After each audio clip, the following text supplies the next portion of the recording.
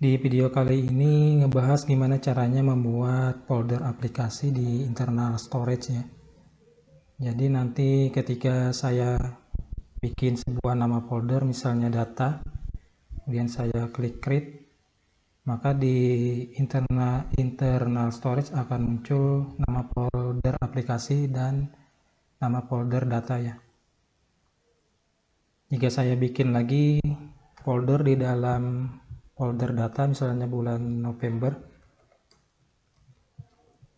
saya klik create,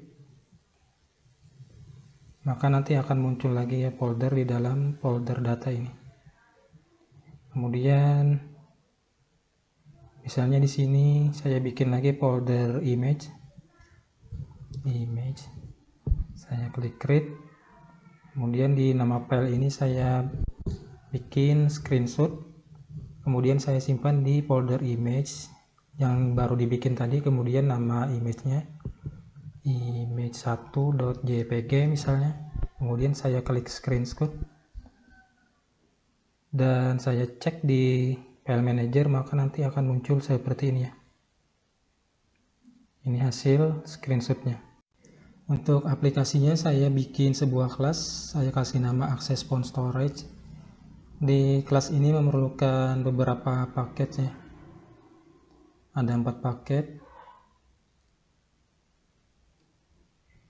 2 yang eksternal, dan di Android ini Android, app, src, dan main, kemudian Android manifest XML ini perlu 2 script ini ya, 2 baris script ini untuk bisa menulis ke external storage ya. Di dalam kelas ini saya bikin konstan ini untuk nama foldernya, nama root folder aplikasinya. Bisa disesuaikan dengan keperluan. Tipe kelas ini saya bikin singleton dan dia mempunyai beberapa fungsi. Ini ada create root app directory, ada create subdirectory, dan ada save into storage ya, untuk menyimpan ke memori. Dan ini request permission untuk meminta izin hak akses ya. Di dalam save into storage ini ada beberapa parameter, nama filenya, kemudian ini datanya, saya kasih tipenya dynamic. Kemudian ada boolean, apakah ditulis sebagai string, nilai defaultnya adalah false. Jadi jika write as string, maka akan mengeksekusi ini ya. Ini untuk JSON, teks, dan yang lainnya saya kurang tahu. Selain string, maka akan menyimpan as bytes ya. Ini untuk PDF, image, dan yang lainnya saya belum coba. Dan di file main.dat-nya ini codingannya seperti ini. Main.dat.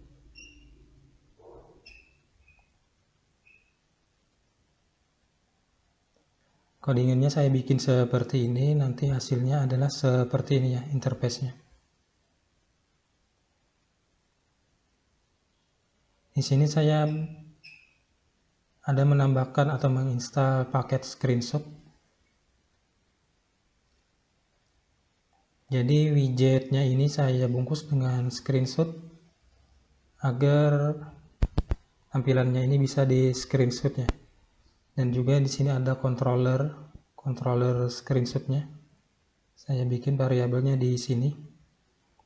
Ini ada variabel text editing controller. Ini juga controller untuk text editing. Subfolder controller ini untuk controller yang ini, nama subfolder. Kemudian file controller ini untuk nama file ini ya, text untuk nama file nih. Dan image file ini tipenya ini ya. Ini bawaan atau yang dicontohkan oleh paket screenshot ini. Tipenya harus seperti ini. Kemudian ketika diklik tombol create, maka akan mengeksekusi ini, await access point storage.instant.create subdirectory, kemudian nama foldernya apa? Nama foldernya diambil dari ini, nama folder ini, nama subfolder ini. Dan untuk screenshot,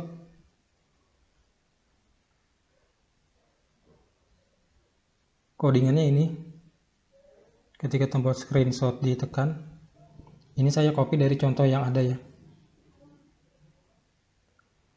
Image filenya ini diambil dari image, dimana image-nya ini didapat dari sini ya.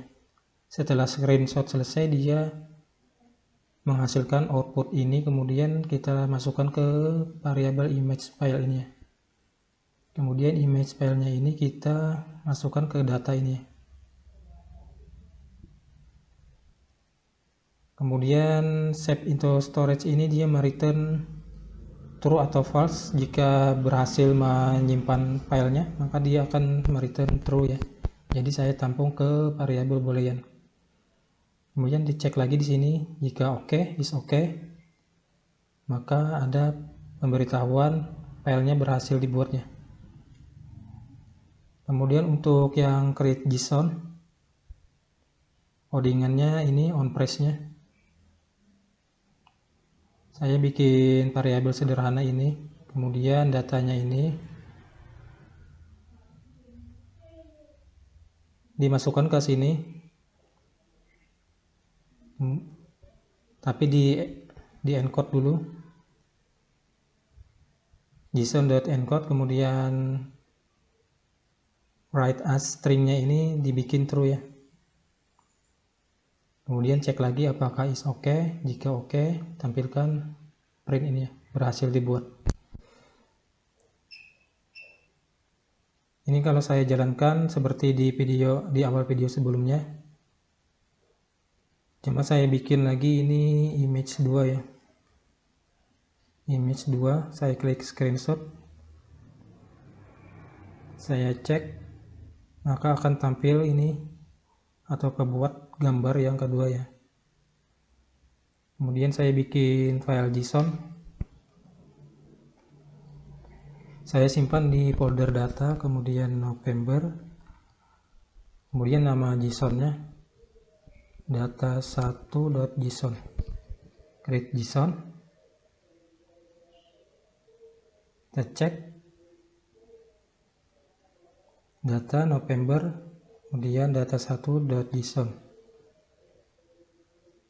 maka ini hasilnya.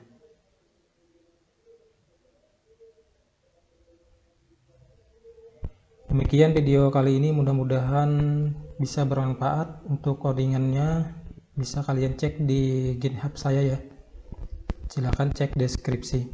Terima kasih.